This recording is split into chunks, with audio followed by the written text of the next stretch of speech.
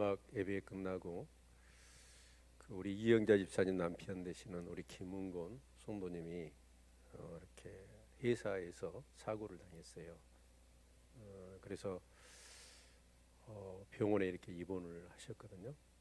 그래서 거기 강주 조대병원에 신방을 다녀왔는데 감사하게도 이렇게 처음 들으세요? 아, 그러시구나. 그런데 그 뒤에서 자전거를 타고 가는데 이 트럭이 아마 이렇게 받아버렸는가 봐요.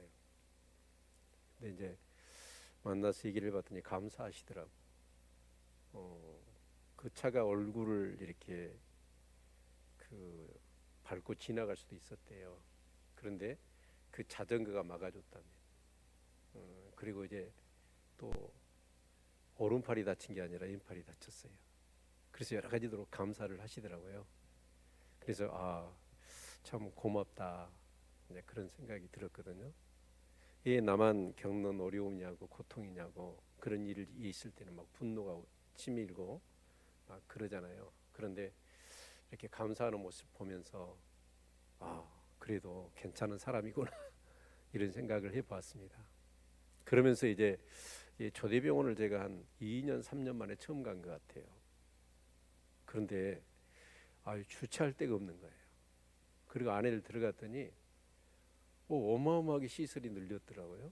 그러면서 부대 시설 그 안에 뭐 이렇게 제과점, 뭐 안경점, 음식점, 뭐 별거이 다 들어가 있더라고. 그러면서 사람들이 너무 많고, 이제 주차를 하는데 나올 때 주차 요금을 받더만요. 사실 그 전에 병원은 주차 요금 받았어요, 안 받았어요? 안 받았잖아요. 근데 사람이 너무 많으니까 그러더라고요. 그러면서 이렇게 그 병원을 나오면서 이런 생각을 해봤어요. 이제 사람의 정말 이렇게 죽어가는 사람을 살리기도 하고 아픈 부분을 고치기도 하잖아요. 또 사고를 당해서 그런 분들을 이렇게 치료하는 병원은 너무너무 잘 돼 가지고 주차비까지 받아야 내더라고요. 그런데 여러분, 교회는 어쩔까요? 여러분 예배에 참석하면 여러분 죽은 영혼이 살아나죠. 그런가요? 또 내 안에 영적으로 병든 부분들 다 하나님의 말씀으로 치유되는 줄로 믿습니다. 그러면 교회가 어쩌냐면 주차 요금도 받아야 돼요. 사실은 교회가 그렇게 돼야 되겠더라고. 그런데 여러분, 오늘 이 예배가 또 이 예배라는 것이 하나님 만나는 거 아니에요? 그렇죠? 하나님을 어떻게 만나요? 말씀으로 만나는 거예요. 그렇죠? 그래서 만나서 그 하나님 앞에, 이 말씀은 누구에게 하시는 말씀일까요? 설교를 하는 저는 성도들에게 하는 것일까요? 아니에요. 저에게도 해요. 우리 성도들 또한 어쩌냐면 내 남편이 드려야 될 말씀이 아니고 그 어떤 집사님이 드려야 될 말씀도 아니며 이 말씀은 나에게 주신 말씀이에요. 그럴 때 나의 어떤 정말 연약하고 부족한 부분들이 둘추어지고 그것이 치유되는 거예요. 그렇죠? 그럴 때 우리의 믿음이 한 단계 성숙하고 우리 인격과 성품이 주님을 닮아가게 되어지는 거고, 그 말씀 속에 담겨져 있는 놀라운 계획과 하나님의 약속이 내 것이 되어지는 거예요. 그러니까 이 예배는 얼마나 소중한 것입니까? 그렇죠? 그래서 오늘 이렇게 정말 지치고 힘들고 바쁜 일과를 다 멈춰놓고 여기에 나오셨잖아요. 어떠하든지 오늘 이 예배를 통해서 말씀하시고 나를 치유하시고 나를 회복시키시고 나에게 복 주신 하나님을 만나는 시간이 되어질 수 있기를 축원합니다. 제가 꼭 강조하고 싶은 것이 있다면 성경은 뭐냐면 역사라는 사실입니다. 이것을 절대로 성경을 읽으면서 여러분이 놓치지 않으셨으면 좋겠어요. 그렇죠? 그런데 그 역사가 진행되기 전에 하나님은 미리 예언의 말씀을 주시죠. 그러죠? 그런데 그 예언의 말씀이 어떻게 해요? 그 어떤 시 공간상에서 그 말씀이 그대로 이루어지잖아요. 그래요, 안 그래요? 예, 그래요. 그것을 통해서 하나님의 말씀은 얼마나 신뢰할 만한가, 그런데 하나님의 이 예언은 또한 어떤 의미를 담고 있냐면 이중적인 예언을 담고 있거든요. 이중적인 예언이라는 것은 이사야를 예로 든다면 이사야가 BC 730년대 사람인데요. 이제 이 유다가 아수리에 의해서 이렇게 어려움을 당하다가 결국은 하나님이 그들을 구원해 주실 거다라고 하는 이런 말씀들, 이게 어떻게 됐죠? 실제적으로 역사적으로 이루어졌지요. 그렇죠? 이제 그것을 통해서 하나님의 말씀이 얼마나 신뢰할 만한가, 능력이 있는가 하는 것을 우리가 인지할 뿐만 아니라 또 그 말씀은 어쩌냐면 이사야 다음 시대의 그런 근접한 다음 시대의 얘기뿐만 아니고 이 하나님의 말씀은 오늘 말세를 살고 있는 우리 성도들에게도 역시 예언으로 임해 있는 것이죠. 그래서 그 말씀은 어쩌냐면 또 우리가 지금 살펴봤잖아요. 그래서 유다의 심판, 세 열방에 대한 심판들, 그러면서 마지막 시대에 어떻게 될 것인가 하는 부분들을 계속해서 우리가 보고 있지 않습니까? 그런데 이 말씀이 어떻게 해요? 그대로 이루어진다는 거예요. 아멘.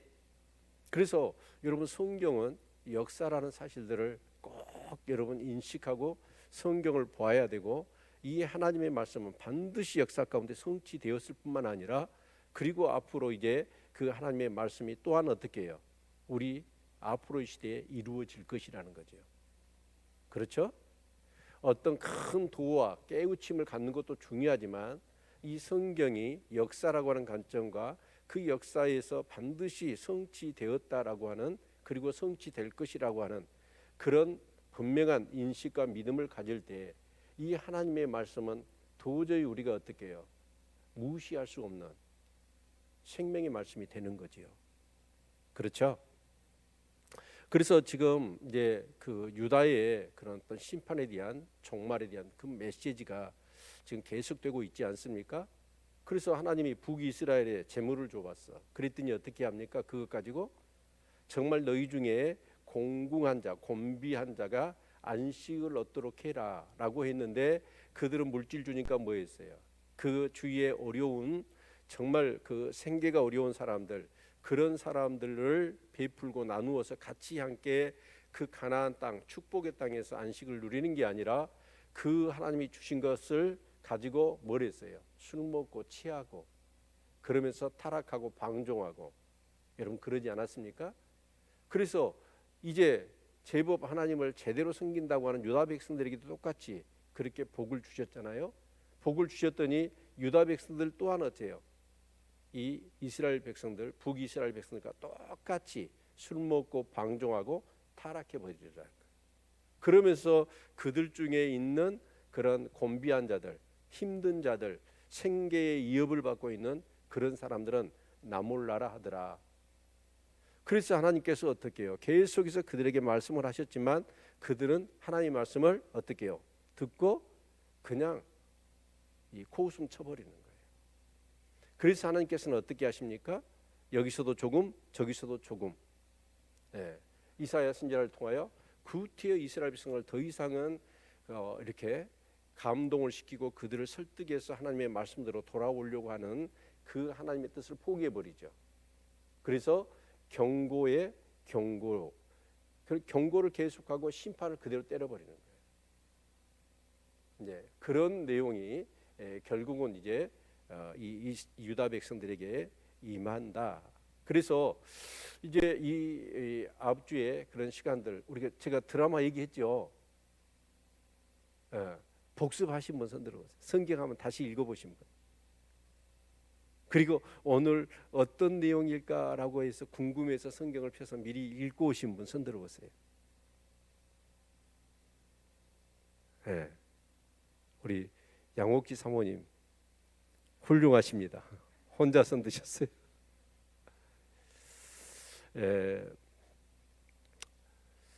의외로 우리가요, 성경은 뭐예요? 하나님이 누구예요? 하나님이 말씀입니다. 하나님은 성경이에요.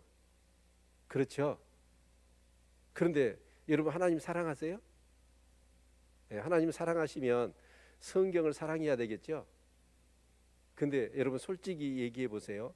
성경을 더 많이 봤어요? 가까이 했어요? 핸드폰을 더 가까이 했어요? 예? 핸드폰으로 성경 봤어요? 예. 여러분 정말 우리가 하나님의 말씀을 가까이 하지 않으면 믿음이 생길 수도 없고요. 결국은 뭐냐면 온전한 신앙의 삶을 살 수가 없어요. 그래서 하나님이 그렇게 말씀했는데도 불구하고 말씀대로 안 살아요. 그렇게 많은 종들을 통해서 말씀을 주셨지만 그들은 돌이키질 않아요. 여전히 그냥 자기 방식으로 살아버리는 거예요. 예. 그래서 하나님께서 기이한 일을 행하셨다고 그랬죠. 그 기이한 일이 뭐였어요? 아수르가 하나님 백성을 치러 왔습니다. 하나님 백성을 치러 왔으면 하나님은 하나님의 백성들에게 저기 쳐들어간다. 그럼 저들의 약점이 뭐다? 어떻게 하면 이길 거다라고 하면서 아수르를 어떻게 이스라엘 백성들을 도와서 아수르를 물리쳐야 되잖아요. 그런데 신기하게도 기이하게도 하나님은 어쩌냐면 아수르 백성들에게 이스라엘을 어떻게 하면 그들을 함락시키고 그들을 정복하고 그들을 힘들게 할 것인가를 가르쳐 주는 거예요. 아니 이건 그래서 제 아이 얘기로 설명을 드렸죠. 다른 이하고 내 아이들하고 싸우고 있으면 내 아들이 막 뒤지게 맞아요. 그럼 어떻게 할까요? 저 같으면 그러겠어요. 상대방에게 딱 뒤에 팔을 묶고 야, 너 직성 풀 때까지 때려라. 그러지 않겠어요? 그런데 하나님은 어쩌냐면 하나님의 백성, 하나님의 자식들을 어쩌냐면 딱 뒤로 묶어놓고 그 아수르한테 막 패라고 그러는 거예요. 이런 일들을 하시더라는 거예요. 왜 그럴까요? 그러면 아버지가 그 아들을 뒤에 딱 손을 묶고 그 나무 자식한테 막 뒤지게 패라고 그래요. 그러면 어때요? 그 나무 자식이 내 아들을 뒤지게 패서 내 아들 죽으라는 거예요? 하나님이 그런다면 하나님 믿을 필요가 없는 거지. 왜 그럴까요? 뒤지게 맞고 어떻게 하라는 거예요? 네가 돌이켜라. 그 얘기잖아요. 그렇죠? 네. 말로 해서 안 들으면 어때요? 매를 때려서라도 하나님은 어떻게 하십니까? 돌이켜야 돼요. 예, 그래요. 이 이스라엘 백성들을 통해서 누가 태어나야 돼요? 예수 그리스도가 태어나야 되고 그 예수 그리스도만 인류를 구원할 수 있는 구속사가 전개가 될 텐데 그 구원받은 하나님의 백성들이 말씀을 안 들어요. 그리고 타락해요. 그러면 그들을 통해서 어떻게 구속사가 이어지겠어요? 그러지 않아요?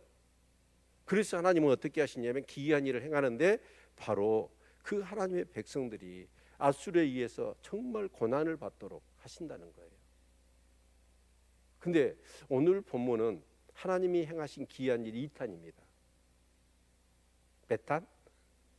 2탄이에요. 자, 하나님이 그 기이한 일을 행하시는 2탄이 뭘까요?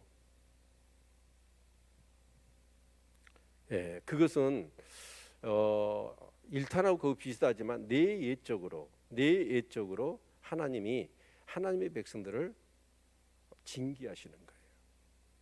근데 그 징계가 뭐냐면 첫 번째는 아수르입니다. 그런데 그 아수르가 쳐들어와서 이스라엘 백성이 괴로움을 당해요. 그런데 하나님은 어떻게 하시느냐?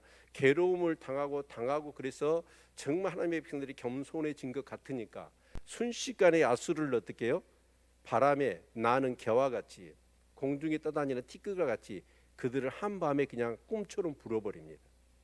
그리고 하나님의 백성들을 구원해내는 얘기예요. 그리고 두 번째는 뭐냐면 하나님의 백성들에게 깊이 잠을 잘 수 있는 영을 집어넣어 버려요. 그랬더니 그 선지자나 선견자가 어때요? 눈이 멀어버리는 거예요. 그래서 하나님의 음성을 듣지 못하고 하나님의 한상을 보지를 못해. 그러니까 사람들이 어쩌냐? 하나님의 말씀을 볼 수 있어요, 없어요? 볼 수가 없는 거예요. 그렇게 하나님이 말씀에 대해서 무지하도록 장님, 벙어리가 되어지도록 기머거리가 되도록 하나님이 그렇게 역사하시겠다는 거예요. 왜요? 하나님의 말씀으로 안 듣는 거예요.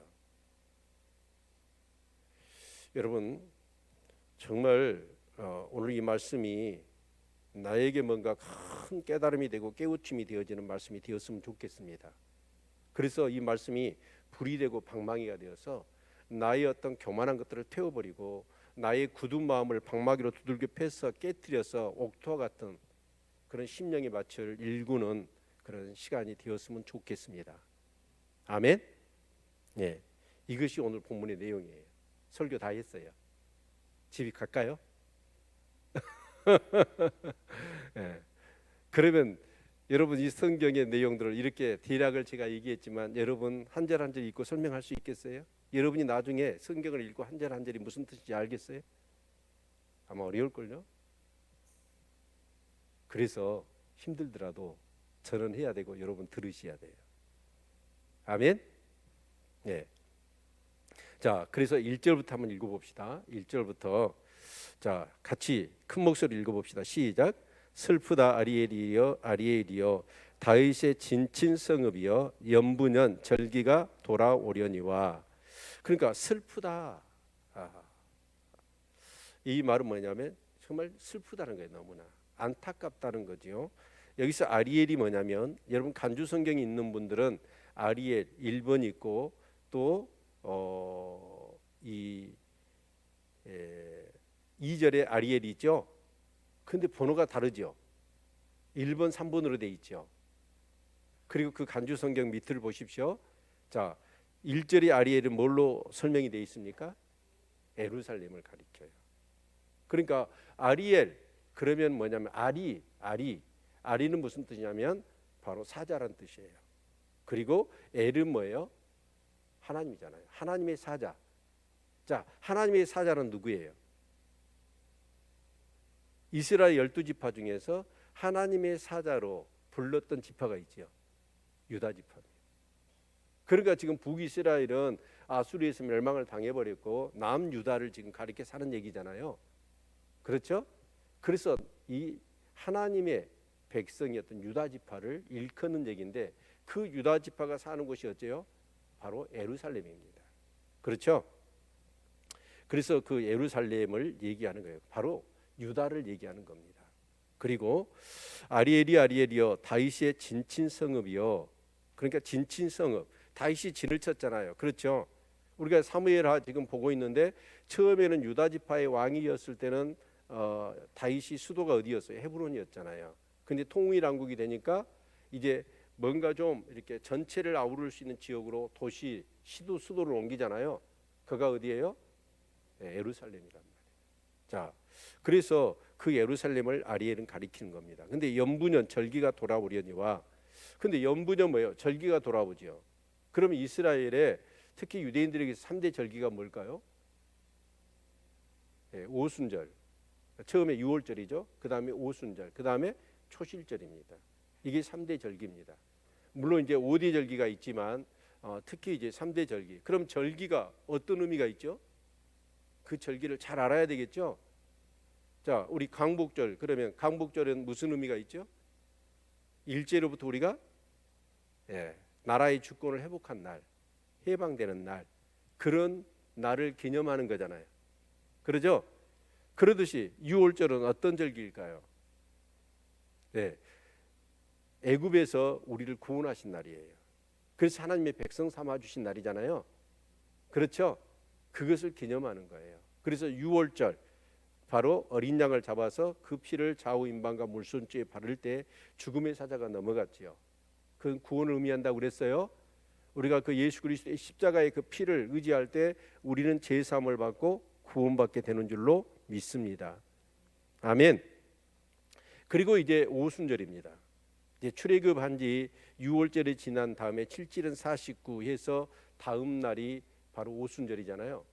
그러면 이스라엘 백성이 출애굽을 했습니다. 출애굽을 해서 이제 시내산에 도착을 하게 되죠. 그때가 언제요? 46일 아니면 7일째입니다.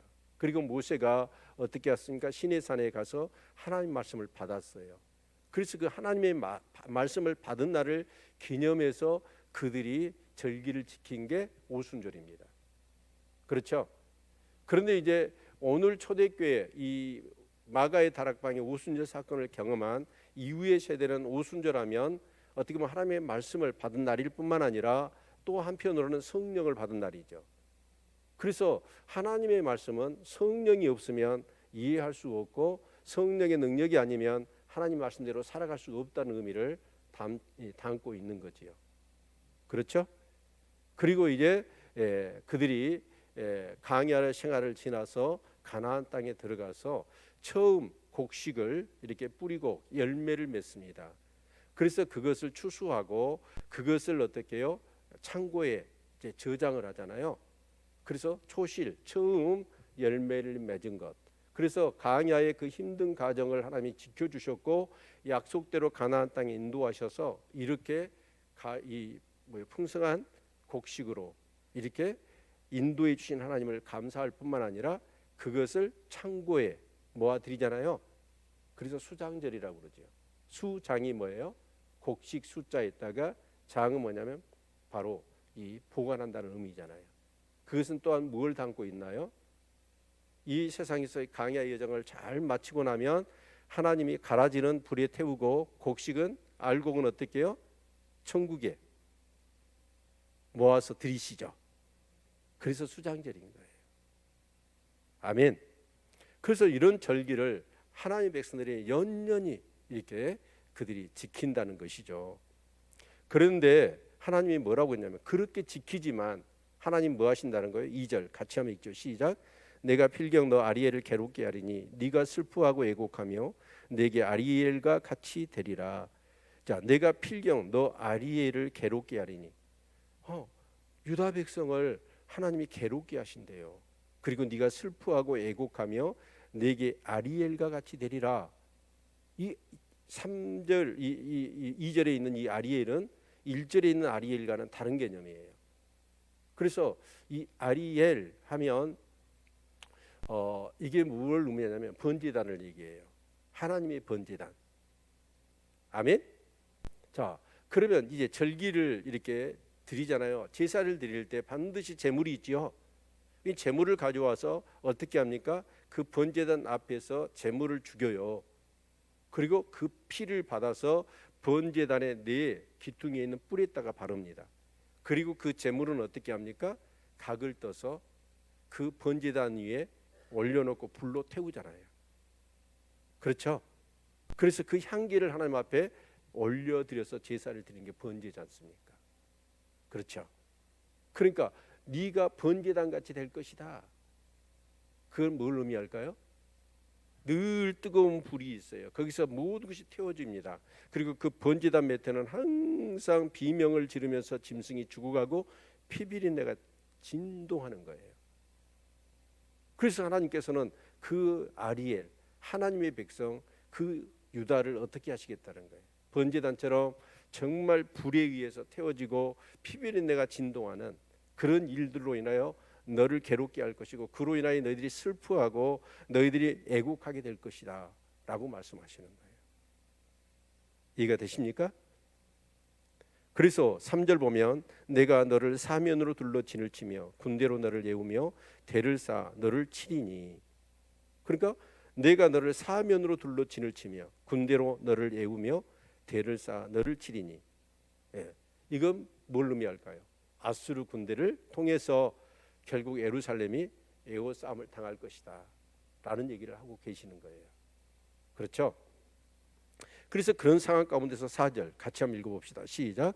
내가 낮아서 땅에서 말하며 내 말소리가 낮이기 티끌에서 날 것이라. 내 목소리가 신접한 자의 목소리 같이 땅에서 나며 내 말소리가 티끌에서 지껄거리리라. 이 말씀은 뭐냐면 이제 아수르가 포위했어요. 어떻게 보면 이 북이스라엘 이제 멸망하고 이제 아수르 군대가 유다를 치러 옵니다. 그 유다를 치러 오는데 예루살렘까지 하루길 그냥 싸운 게 아니라 행진하듯이 와버렸습니다. 그래서 유다의 다른 성인들은 다 초토화돼 버렸습니다. 그리고 예루살렘 성 하나만 남았어요. 그래서 그 아수르의 군대가 에워쌌어요. 그랬을 때 여러분 이 예루살렘 성에 갇혀 있는 이스라엘 백성들이 얼마나 두려웠겠습니까? 예, 그 우크라이나 사람들 뉴스를 보면 정말 안타깝잖아요. 그 모든 도시들이 다 폭격을 맞아가지고 다 불이 타가지고 사람들은 다 죽어가고요. 여러분 그런 상황들이 있을 때 얼마나 그 사람들이 힘들겠습니까? 그런데 이 예루살렘 성은 어쩌냐? 다 에워싸가지고 아수르 군대가 18만 5천이 여러분 그렇게 하고 있는 거예요. 그러면서 막 이렇게 그들을 겁박하고 막 조롱하고 이간질시키고 납작에 가가지고 니네들 말로 해라. 그런데 히브리 방언으로 막 하면서 백성들을 막 그렇게 두렵게 떨게 하잖아요. 그랬을 때 사람들은 어떻게 합니까? 자기 집을 나누고 땅굴을 파고 그 속에 숨어서 낙엽 깔고 그러면서 지죽은 듯이 있는 거예요. 그런데 여러분 만약에 아이들이 좀 떠들거나 시끄럽게 하면 뭐라고 그러는 거예요? 쉬, 조용히 해라. 너 아수르 사람한테 들키면 우리 죽는 거야. 그러면서 정말 두려움에 쩔어가지고 이런 상황 가운데 있게 될 것을 말씀하는 거예요. 그런데 여러분 우리가 기억해야 될 것은 뭐냐면 이게 그냥 이사야가 지어낸 말이 아니라는 거예요. 이 말씀들이 그대로 이루어졌죠. 아멘. 그러니까 지금 이사야가 이 얘기를 하는 것은 뭐예요? 미리 예언을 하는 거잖아요. 그렇죠? 근데 실제로 그 일이 그대로 이루어졌거든요. 왜 하나님이 아수르를 통해서 그 하나님의 백성들을 괴롭힐까요? 이유가 뭐예요? 여러분 자식들 어쩔 때 매를 때리고 벌을 세웁니까? 징하게 말 안 들을 때. 그렇죠? 하나님의 백성이 그런 거예요. 그런데요 하나님께서는 어떻게 하시느냐? 그러면 그렇게 매를 때릴 때 하나님이 죽으라고 패냐? 아니라는 거예요. 돌이키라고. 아멘. 이게 하나님의 은혜인 줄로 믿습니다. 특별히 이 앞주의 말씀 가운데 하나님이 그 이스라엘 백성들한테 말을 안 듣고 그럴 때 한 가지 하나님께서 그들을 구할 방도를 말씀하시죠. 그게 뭐였어요? 한 돌을 예비하신다고 그랬죠. 그랬어요, 안 그랬어요? 자, 그러면 그 돌을 너희들이 어때요? 의지해라. 그러면 너희들이 살리라. 랄 때 그 돌이 누구였어요? 예수 그리스도였지요. 여러분 예수 그리스도는 하나님의 공의와 하나님의 사랑을 충족시키는 분이십니다. 만약에 우리가 죄를 지었어요. 죄의 삭은 사망이거든요. 그래서 여러분 죄를 지었는데 하나님이 봐줄까요? 하나님이 봐줘버리면 어떻게 될까요? 하나님의 공의는 사라져버려요. 그러지 않습니까? 죄를 지었으면 반드시 벌을 받아야 돼요. 그래서 죄의 삭은 사망이기 때문에 우리가 죽어야 돼요. 그런데 하나님이 말씀대로 안 살고 죄를 짓는 그들을 향하여 한 방도를 제시하는데 그게 뭐냐면 바로 이 기초석이었습니다. 그 기초석이 뭐예요? 예수 그리스도거든요. 그럼 그 예수 그리스도는 어떤 분이십니까? 죄가 없으신 하나님의 아들이 이 땅에 오셔서 죽으시는 이유가 무엇 때문이에요? 단 한 가지, 우리 죄 때문입니다. 아멘.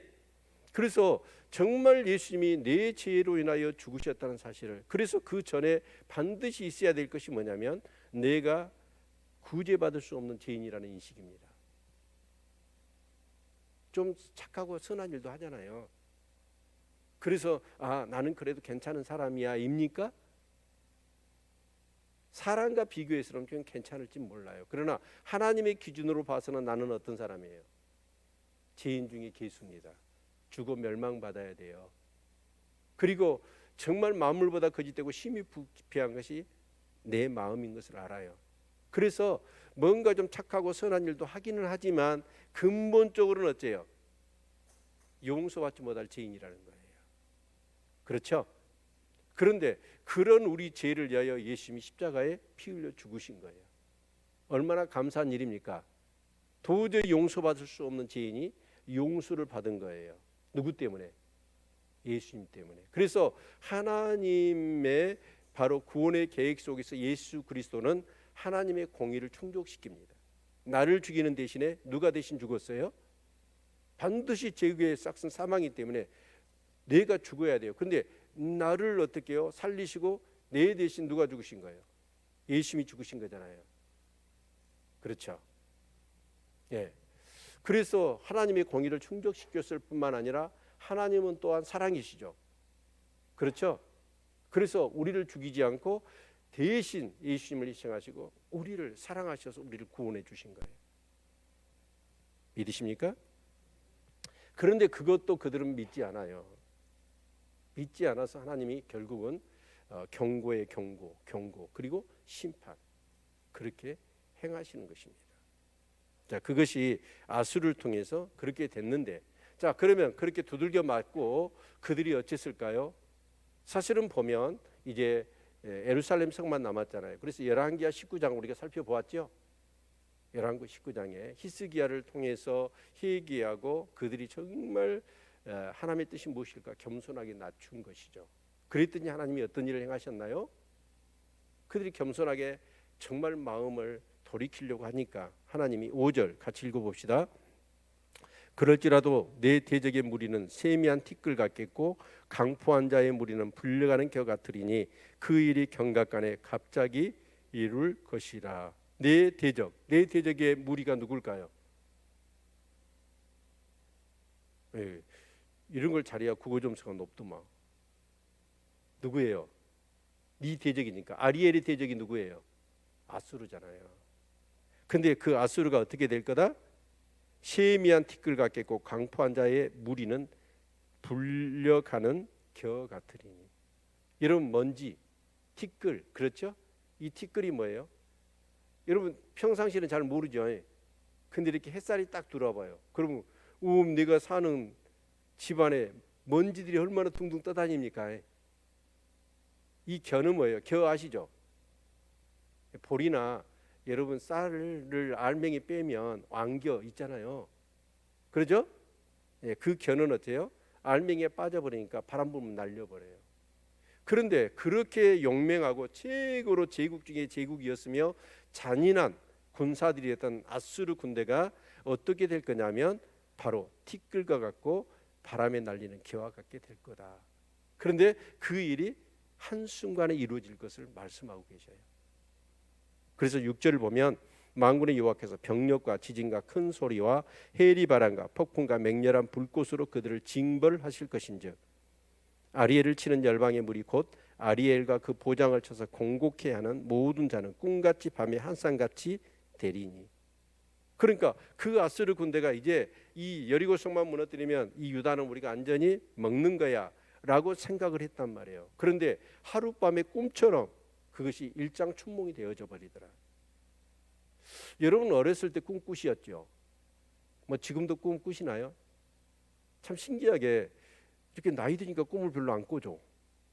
근데 어렸을 때는 꿈을 많이 꿨지요. 네? 제가요 어렸을 때 제일 많이 꾼 꿈이 뭐냐면 날아가는 거예요. 어떻게 나르냐면 발을 막 이렇게 굴러요. 그럼 푹푹푹푹 차고 올라갑니다. 그래갖고 공중에서 내가 어쩌냐면 막 날아다니는 거예요. 그러니까 이 공중이 얼마나 재밌어요 그게. 그리고 공중을 날아다니면서 이 세상의 모든 걸 다 구경하고 딱 그러는 거예요. 그래갖고 와 진짜 수지 맞고 너무나 좋은 장면들 그런 장소에 딱 날아가갖고 딱 그것을 즐기고 있는데 잠이 딱 깨버리네. 너무 아까운 거예요. 다시 그 장소로 가고 싶은데. 근데 딱 깨는 순간에 그 화려했고 영광스럽고 너무나 멋있었고 정말 그런 것이 한순간에 다 없어져 버리잖아요. 그렇게 될 거라는 거예요. 이해가 되시나요? 예. 그래서 8절 같이 한번 읽겠습니다. 시작. 줄인 자가 꿈에 먹었을지라도 깨면 그 속은 여전히 비고 목마른 자가 꿈에 맞섰을지라도 깨면 곤비하며 그 속에 갈증이 있는 것 같이 시온산을 치는 열방의 무리가 그와 같으리라. 아니 꿈속에서 아무리 배 터지게 맛있는 산의 진미를 먹었어도 깨면 어째요? 배불러요? 꿈속에서 약심 퍼먹었더니 깼는데도 막 배가 막 부르더라. 그래요? 안 그러잖아요. 그러니까 결국 아수르가 이렇게 허망하게 무너질 것이다. 그걸 우리 다시 한번 확인해 볼까요? 열왕기하 19장.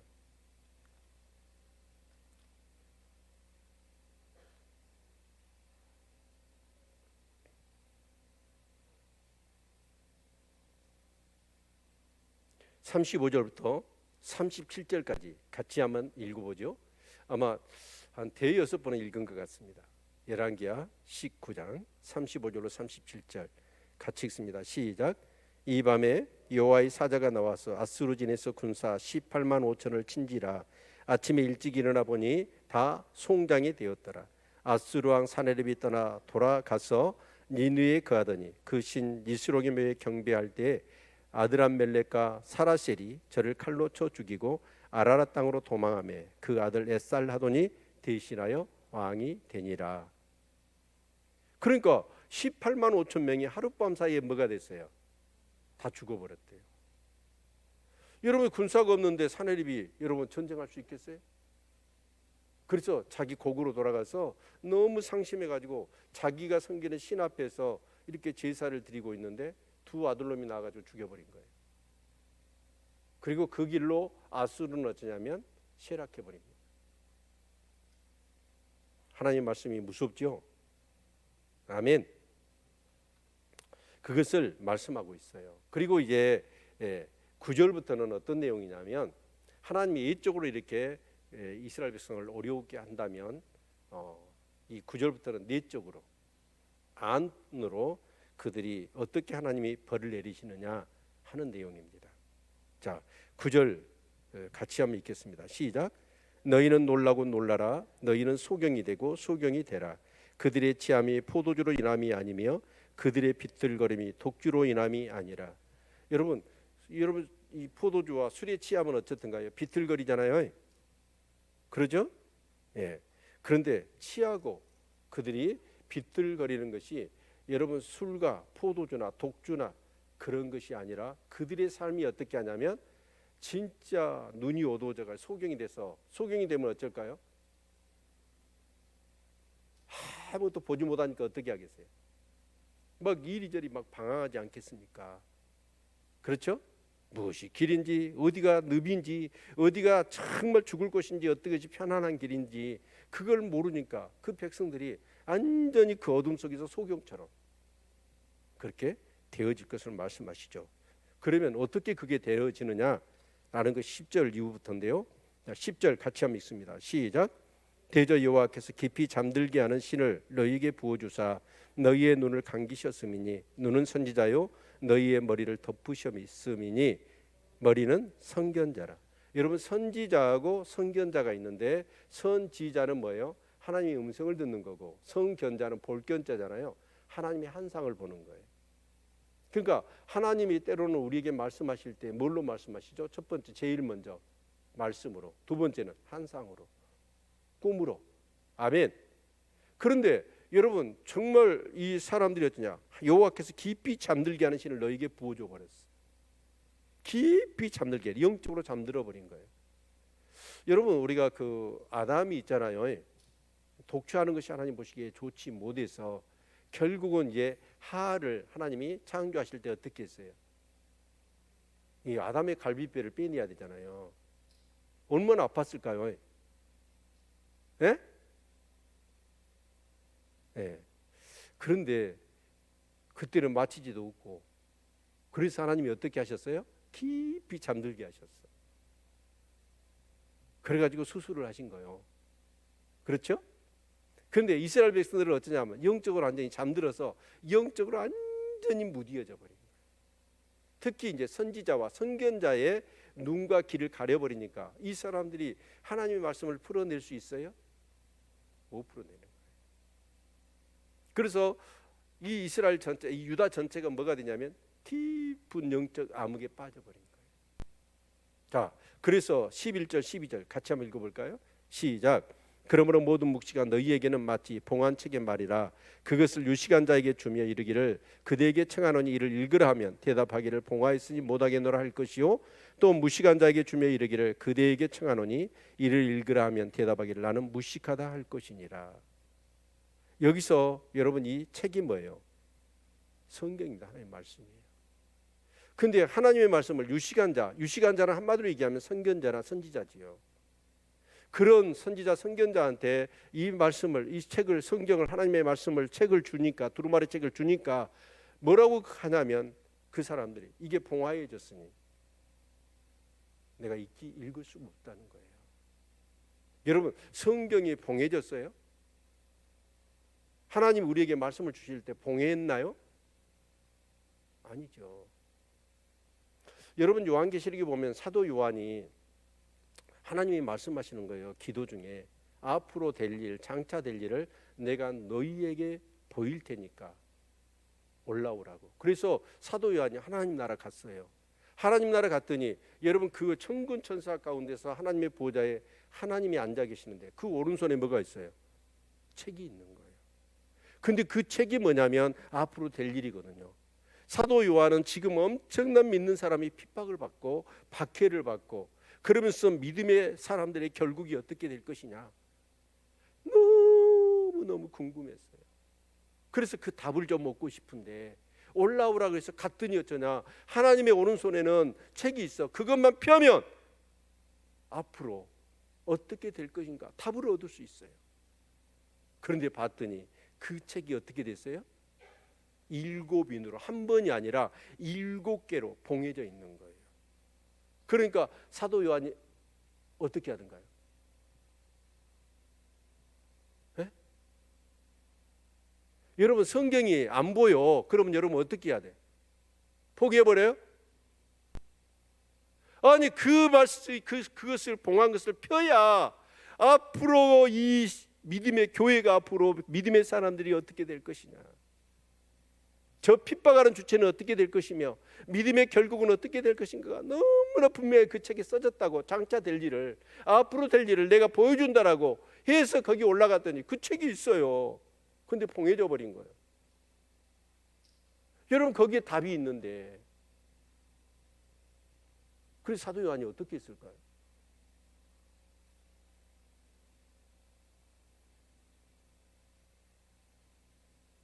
따라서 합시다. 울었어요. 사도 요한이 그때 나이는 90 정도 됐을 겁니다. 그 노인이 성경에 그 답이 있는데 그것을 펴지 못하니까 펑펑 웁니다. 그 자리에서. 여러분 하나님의 말씀이 들리지 않고 하나님의 말씀이 보이지 않아요. 그러면 나 죽는 거예요. 그러면 어떻게 해야 돼요? 하나님 내 귀 열어주세요.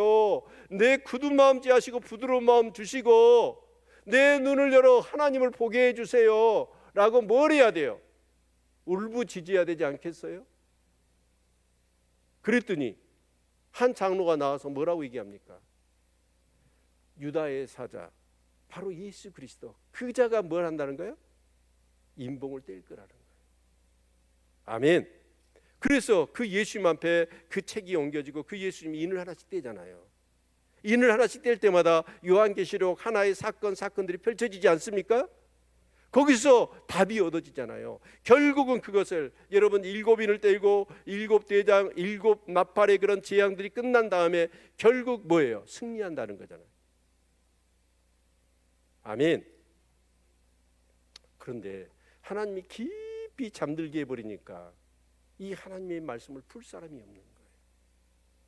그래서 선견자 선지자한테 가서 유식한 자들이 그들한테 가서 이 책을 좀 읽어달라라고 했더니 뭐라고 핑계를 대요? 봉화해졌으니까 나는 읽을 수 없느라.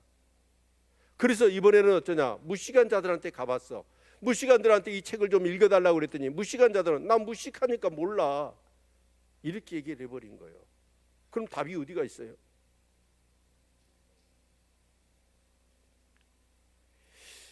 여러분 성경을 읽으십니까? 그리고 성경을 읽고 거기서 하나님의 뜻을, 사실 오늘 이제 그 남학의 지체들 이렇게 몇 분하고 같이 식사를 했는데 이분이 이제 이렇게 매일 성경 묵상을 쭉 하는데 이 성경이 너무 어렵더래요. 그래서 좀 쉬운 성경을 다시 샀답니다. 집에 성경이 많은데도. 그랬더니 엄청 도움이 되더래요.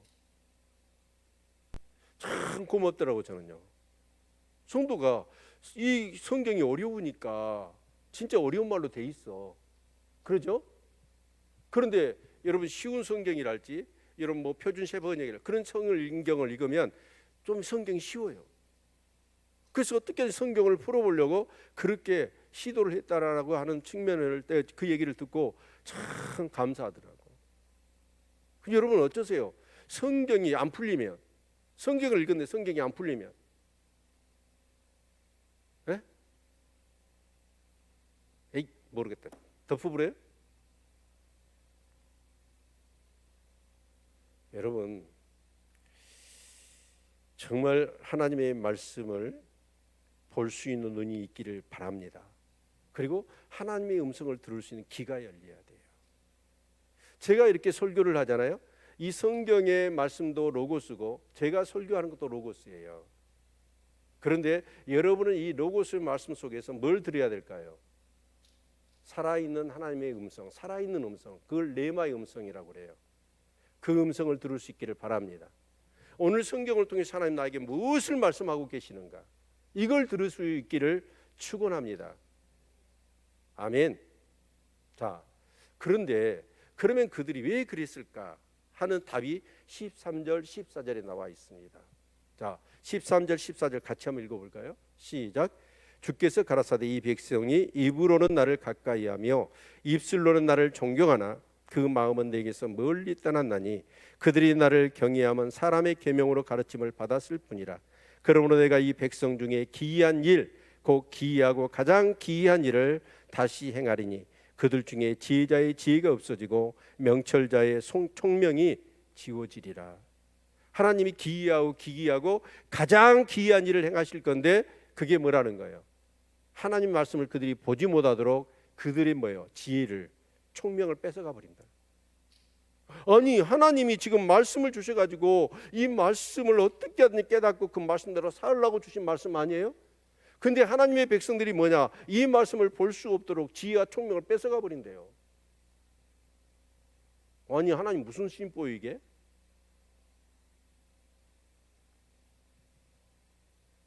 그런데 13절을 보면 이 백성이 입으로는 나를 가까이하고 입술로는 나를 존경하지만 그 마음은 나에게서 멀더라.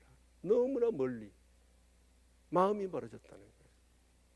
그러니까 그들은 절기를 지켜요. 연분연 절기를 지킵니다. 근데 그 절기를 지키는데 사실은 그건 전부 다 뭐예요? 하나의 예형이고 형식일 뿐이에요. 입술로는, 그 입으로는 하나님을 가까이하고 하나님을 경외한다라고 얘기하지만 그 마음은 하나님이 너무 멀어져 있는 거예요. 그러니까 결국은 뭐냐면 이건 뭘 의미하냐면, 여러분은 어떠세요? 정말 하나님의 말씀과 내 생각이 항상 우리 안에 양립해 있잖아요. 그래요, 안 그래요? 예. 이 갈라디아서 표현을 빌린다면 육체의 소욕이 있고 성령의 소욕이 있어요. 그렇죠? 그래서 이 둘이 항상 싸우면서 우리가 하고 싶은 말을 못하게 한다고 그랬어요. 그래서 육체의 소욕은 뭘까요? 내가 하고 싶은 일이에요. 내 생각입니다. 성령의 소욕은 뭘까요? 하나님의 말씀이에요. 근데 이 말씀이 서로 충돌을 해요. 그럴 때 여러분은 어떻게 행동을 하세요? 하나님의 말씀을 무조건 선택해서 그 말씀에 순종하십니까? 아니면 말씀은 맞아. 그렇지만 나는 이렇게 살 거야. 이 그럴까요? 하나님의 말씀 못 믿는 거예요. 그걸 교만이라고 그래요. 예, 내 생각이 옳은 것 같거든. 하나님 말씀보다도 내 생각대로 사는 것이 나한테 더 유익할 것 같거든요. 더 즐거울 것 같거든요. 그러니까 어째요? 하나님 말씀을 알아. 수없이 교회를 다니면서 하나님 말씀 들었어. 그런데 그 말씀은 어쩌냐? 따라 살지 않아요. 그리고 어째요? 내 마음대로 살아버리는. 지금 이스라엘의 문제가 그거잖아요. 아멘. 정말 저는 그렇게 생각합니다. 오늘 우리가 그 사무엘하 말씀을 보면 이 다윗이 이제 70년 동안 기럇 여아림에 방치되었던 뭐 다른 곳에도 있었지만 70년 동안 잊혀져 버렸어요. 여호와의 법궤가. 그런데 통일왕국이 왕이 되고 이제 수도를 예루살렘으로 옮기고 난 다음에 이 다윗의 마음 가운데는 하나님이 그리운 거예요. 자기에게 베푸신 하나님의 은혜가 너무나 크고, 그래서 어떻게 하든지 하나님의 임재의 상징이었던 법궤를 이제 모셔오려고 해요. 대단한 거 아닐까요? 그래서 3만이라는 군대를 선별합니다. 그리고 그 행렬들을 다 준비해서 정말 악기를 연주하고 그러면서 수레를 만들고 그래가지고 그 좋은 소를 해가지고 그 수레를 싣고 오는데 오다가 소가 그냥 벌쩍 뛰어버린 거예요. 왜 소가 벌쩍 뛰었을까요? 소는 안 거예요. 뭘 알아요? 법궤를 지가 그렇게 수레에다가 옮기면 안 된다는 걸 알아. 그래서 이건 아니야 라고 펄떡 뛰었어. 그러니까 법궤가 수레에 놓여있던 법궤가 그냥 흘러내려갈 것 같으니까 뒤에 정말 수레를 밀고 갔던 우사가 딱 법궤를 여러분 수레에서 여러분 미끄러지지 않도록 잡았단 말이에요. 근데 그 자리에 즉사해버린 거예요. 성경을 봤더니 다윗이 분노했다. 분에게 여겼다고 그러더라고요. 그러니까 다윗은 얼마나 그 법궤를 모시려고 사랑하는 마음 때문에 하나님을 사랑하고 그 은혜를 잊을 길 없어서 잘 준비하고 최선을 다해서 법궤를 이렇게 가져오려고 했는데 아니 불상사가 일어나 버렸어. 그러니까 얼마나 당황하고 충격을 받았을까요? 그런데 다윗은 역시 영적인 인물이죠. 여러분 대부분 열심히 하다가 여러분 하나님 앞에 한 병 딱 맞아보세요. 그럼 어떨까요? 시험에 팍 들어버리잖아요. 아니 지금 하나님 내가 이렇게 열심히 했는데 하나님 나한테 어떻게 그러십니까? 앞으로 나 하나님 일 안 해. 하나님 안 믿을 거야. 대부분 그렇게 상처받잖아요. 열심히 없는 것들은요 시험도 안 들어. 열심히 있는 사람이 시험 들거든요. 그렇죠? 그런데 그 왕은 항상 하나님 말씀을 등사해서 앞에다 놓고 옆에다 놓고 어째요? 그 말씀으로 백성들을 나라를 다스리라고 그랬잖아요. 그래서 자기를 돌아봐. 성경을 펴봤더니 어이구 민수기 4장 15절 말씀을 봤더니 아니 이 법궤는 뭐예요? 고아자손이 어깨에 있다. 매라고 그랬어. 그 한 말씀을 몰라서 그렇게 최선을 다하고 공을 들였던 것들이 완전히 그냥 저주가 돼버린 거예요. 그래서 이제 다윗이 다시 법궤를 모셔오려고 고아자손들을 모으고 어깨에 있으면서 여러분 이제 법궤가 예루살렘으로 온단 말이에요. 여러분 그 법궤가 예루살렘으로 오니까 다윗이 어땠어요? 춤을 췄어요. 춤을. 앙복을 벗고 여러분 그 베옷을 입었잖아요. 그런데 대부분 이 유대인들은 어쩌냐면 이 춤 문화가 발달되어 있습니다. 제가 그 통곡의 앞에 가서 성기순례를 하는 가정 속에 그 까만 옷에 막 염소 수염을 기르고 모자를 쓰고 까만 옷을 입은 유대인들 한 10명이요. 그때 비가 오니까 사람들은 전부 다 이제 이렇게 건물 안으로 들어가서 여러분 그렇게 비를 피하고 있는데 그 사람들은 어쩌냐면 그 가운데서 막 춤을 추면서 기도를 하더라고요. 아주 액티비하게 춤을 추더라고요. 이 유대인들은 항상 기쁨과 슬픔이 있으면 춤을 춰요. 우리는 뭐래요? 우리 민족은 뭘 했어요? 타령이랬잖아요. 타령. 신세 타령 막 그런 타령을 했잖아요. 자, 그런데 대부분 이제 그 유대인들은 어쩌냐면 그런 어떤 행사가 있고 즐거운 일이나 슬픈 일이 있으면 강대가 앞장서서 우통을 벗고 막 춤을 춰 흥을 돋구는 거예요. 그러면 이제 그 흥에 그 어떻게 보면 돋궈지면 사람들이 막 춤을 추는 거예요.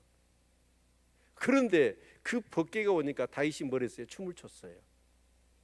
그러니까 그 미갈이 봤더니 다윗이 그 지랄을 하고 있네. 강대 노릇을 하고 있는 거예요. 양이 체면멸이 없이. 그러니까 그 미갈이 보고는 업신여겼고 그리고 딱 집에 들어오니까 미갈이 뭐라고 그래요? 채통머리 없이 왕이 어떻게 그렇게 살갗을 보이면서 그럴 수 있느냐라고 핀잔을 주잖아요. 그때 다윗이 뭐라고 그래요? 나는 사람 앞에서 춤춘 게 아니야. 하나님 앞에서 춤을 췄어. 그리고 나는 그 하나님 앞에서 더 낮아지고 내가 더 천한 그런 존재가 될지라 나는 뛰면서 주님을 찬양할 거라고 얘기하지 않습니까? 그러니까 미갈은 몰라요. 은혜를 체험한 여인이 아니었기 때문에 미갈은 다윗이 왜 저렇게 기뻐 날뛰며 춤을 추는지 누구만 알아요? 은혜를 체험한 사람만 알아요. 아멘. 여러분 정말 하나님의 말씀을 왜 그렇게 사모해야 될까요? 왜 어떤 사람은 성경을 몇 독씩 읽고 어떤 사람은 성경을 필사를 할까요? 어떤 분은 목사님의 설교를 녹음을 해가지고 그것을 다 녹취록을 해가지고 책을 몇 권을 쌓을까요? 왜 어떤 사람은 정말 성경을 외우고 말씀을 묵상하는 일에 진짜 목을 매달까요? 알 사람이 없습니다. 누구만 알아요? 말씀의 은혜를 안 사람, 말씀의 진가를 아는 사람. 그런 사람은 어쩌냐면 다른 거 핸드폰 보는 시간은 아까워요. 제가 그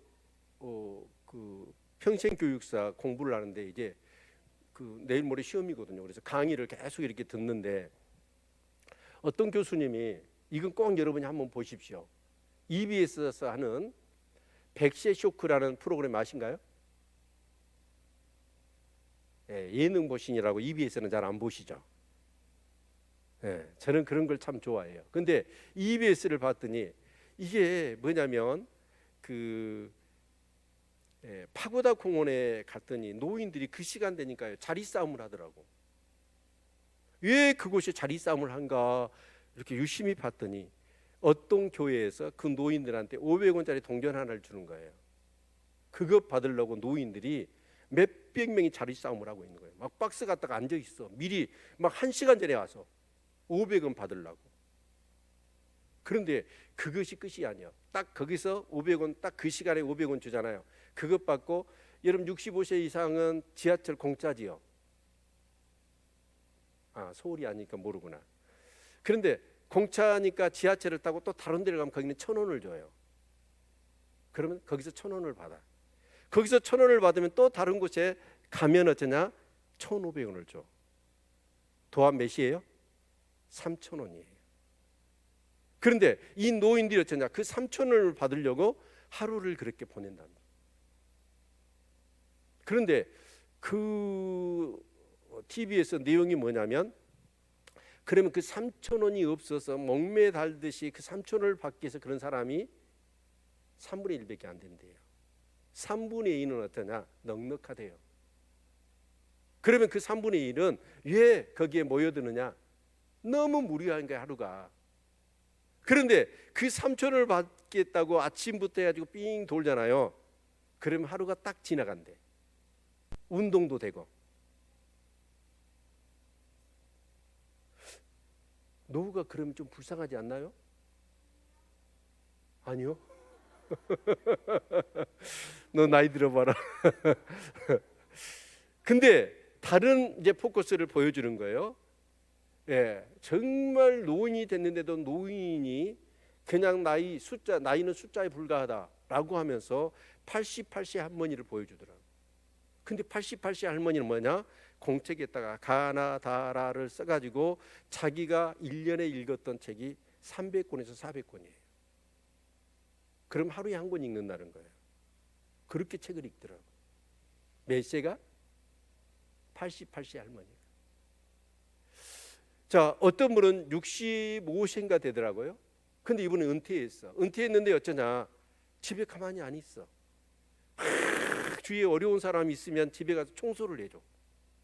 근데 노인들이 움직일 수 없으니까 집은 막 쓰레기 더미 안에서 살더라고요. 그런데 이분은 어쩌냐면 그런 데 가서 막 청소를 해주고 도와주는 거예요. 근데 이분은 어쩌냐면 그렇게 하고 나니까 너무 기쁘대요. 저는 그걸 보면서 이런 생각을 했어요. 여러분, 결국 우리 신앙생활은 하나님 말씀입니다. 말씀인데 만약에 말씀의 맛을 모르면 어떻게 될까요? 점점 성경 읽기 싫어요. 그리고 뭘 할까요? 여러분 핸드폰, 전에는 컴퓨터에 뭐 앉아 있었잖아요. 그런데 지금은 핸드폰만 가지고 있으면 모든 것을 다 알 수가 있습니다. 얼마나 즐길 거리가 많습니까? 간식거리가 많습니까? 그냥 한 시간이 홀딱 지나가 버려. 순식간에 우리의 영혼을 뺏어갈 정도로. 그런데 그 최불암 씨가 그 백세 쇼크라고 하는 프로그램을 진행하면서 자, 저 노인들을 봐라. 너희가 준비가 안 되지만 너희 노인 때가 저렇게 될 거다. 그런 타이틀을 내걸더라고요. 저는 그러고 싶어요. 나이 들어도요, 성경을 가까이 하고 성경을 풀고 그 성경을 늘 읽고 그 말씀 속에 거하고 싶어요. 사랑하는 성도 여러분, 성경을 폈는데 너무 어렵다, 이해가 안 된다, 재미가 없다, 잠만 온다.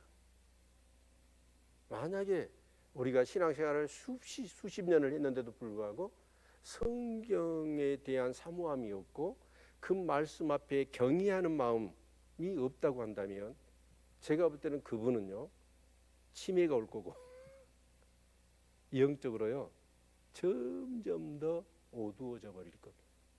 깊은 잠에 빠져서 눈이 어두워지고 귀가 어두워지듯이. 그런데 지금부터 정말 말씀을 사모하면서 어떻게 하든지 성경 한 절을 읽고, 저는 그렇습니다. 단어 하나가 나오도 모르는 단어는 다 찾아봐요. 장소 모르면 장소요 다시 찾아봅니다. 그래서 성경 한 절 한 절을 읽고도 그 장소가 무엇이고 어떤 사건이 근거하며 그 이름이 어떤 배경을 가지고 있으며 이런 것들을 다 해서 성경을 이렇게 풀어가니까요, 저는요 이 성경을 읽으면서 여러분이 느끼지 못하는 엄청난 성경에 대한 신뢰가 생기고요, 은혜가 돼요. 여러분, 하나님의 백성들한테 지혜와 총명을 뺏어가고 그들에게 깊은 잠을 들어서 성경을 보지 못하게 할까요? 이게 하나님 본심일까요? 아니에요. 보라는 얘기예요. 아수르를 데리고 와서 그 백성들을 그렇게 두들겨 팰까요? 돌이키라는 얘기입니다. 여러분, 혹시라도 내 눈이 어두워지고 내 귀가 어두워져서 그 성령에 민감하지 못하고 교만하고 입으로는 하나님을 믿는다고 하면서도 마음으로는 하나님과 너무나 멀어서 세상과 가까이 하는 그런 사람이 될까 싶어서 이 말씀을 하시는 거라고. 우리가 생각하는 것 이상으로 하나님의 말씀에 여러분 에너지를 쏟으시기를 바랍니다. 적어도 핸드폰 보는 시간보다는 성경을 보는 시간이 많아야 여러분이 영적으로 살아날 겁니다. 그런 은혜가 있기를 축원합니다. 우리 찬양 드리시고 잠깐 기도하도록 하지요. 우리 213장 우리 찬양하면서 우리 안에 있는 그런 정말 세속적인 그런 생각들 다 씻어낼 수 있기를 바랍니다. 목보다도 더 검은 지혜로 물든 이 마음,